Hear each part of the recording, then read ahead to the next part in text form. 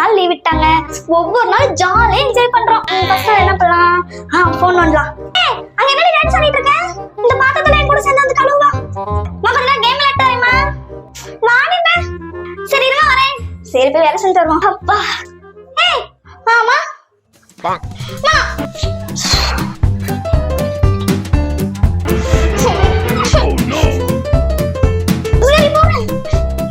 இந்த ஒரு நாளை இவ்ளோ வேலை வச்சு கஷ்டப்படுத்துறாங்களே.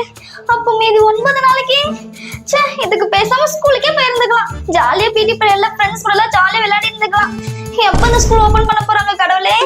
அப்பா கிளாஸ்ல ஜாலியா இருக்கலாம். என்னடி? ஐயோ ஆமால இன்னைக்கு மேக்ஸ் பேப்பர் கொடுப்பாங்க.